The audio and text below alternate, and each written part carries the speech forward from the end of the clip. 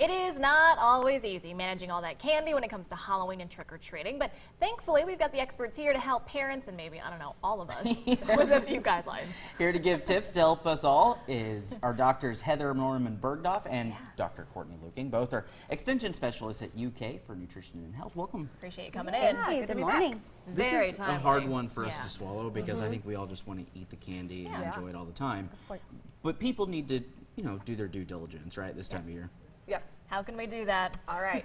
So I think the first thing is just to create balance. So even when we're talking about kids and they're going to have all this candy that we're going to have to deal with and manage, the night of Halloween and after, is maybe actually serve a small piece with meals or snacks just to kind of normalize it, because it may actually be more detrimental if we put it on a pedestal or we use it as a reward because they're only going to want it more often, right? So kind of normalizing a little bit. But there's a lot of other ideas as well. You could donate it or give it away, so you could surprise the mailman in the mailbox, or there's even organizations that mail it overseas to military that are serving. You could pull out pieces for trail mix or holiday baking that's going to be coming up, and multi-purpose, kind of use it that way.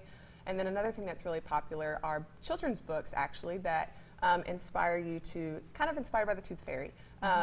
Donate your candy and you may receive something else in return. So kind of a little candy or toy swap. Good idea. Or something along those lines. You're totally going to have to try these. I with know, your kids. yeah, because they have this tendency to just want to go to every house and get as much candy as they can. Well, yeah. How do we mitigate that and say, hey, maybe we don't go to this house, or maybe we skip the next, or whatever that may be? How do you do that?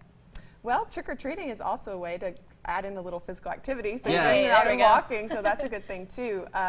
But also maybe encouraging them, okay, we're going to go to all these houses, we're going to get all this candy. Let's find ways we can share or give away or, use this in some other way to make someone else happy as well. Absolutely. All right, I have a question. So let's say maybe you're throwing like a house party and you're inviting people over and kids over. How do you handle that situation? Because people are probably going to assume you're going to have candy out. Maybe, is there something else we could do?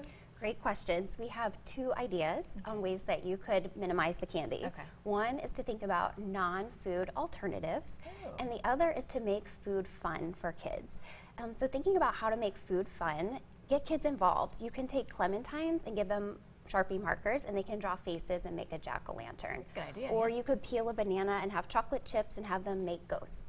You could also have grapes, have them peel the skin, and they could seem like creepy eyes or something like that. That's a genius idea. Yeah, I so love thinking that. about ways to make spooky foods out of healthy foods. Another idea would be to take non-food treats. This is also great for kids who might have food allergies, which can be a tough time of year. So you can have a teal pumpkin at your house or outside your door to signify, hey, we have non-food options for you. These could be erasers.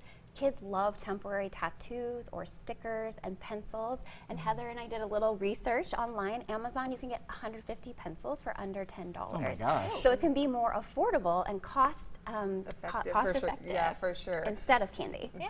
And children always need pencils. Very They true. do, yeah. We're constantly looking for pencils to draw on whatever. This is the kind of the beginning of that holiday season when it comes to just the obnoxious amount of sweets that we eat. Right.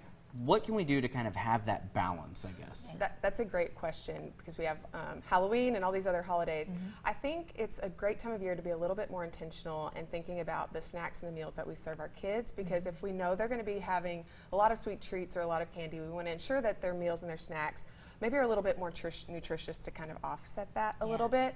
Specifically looking for foods that are high in fiber and actually a fat source. So, the night of Halloween, a great idea, which Courtney had, was chili. It's so filling. So if they're really full, it's it's cool out, they're warm, but actually there's a lot of fiber. They may not want to consume as much candy, or even snacks. Some examples that you can see here: oatmeal and banana, apple and peanut butter. Just trying to think about, if we know that they're going to have a Halloween or holiday party, let's try to see if we can add in some nutrition elsewhere. Great ideas. Yes. Again, we can all use them too for ourselves as adults. Definitely. Not just the kids out there. All right, we will post all the details for you, all these wonderful tips on our website at WTVQ.com. Really, really great tips for sure. Thank you both so Appreciate much. you Thank coming in. you. Pleasure.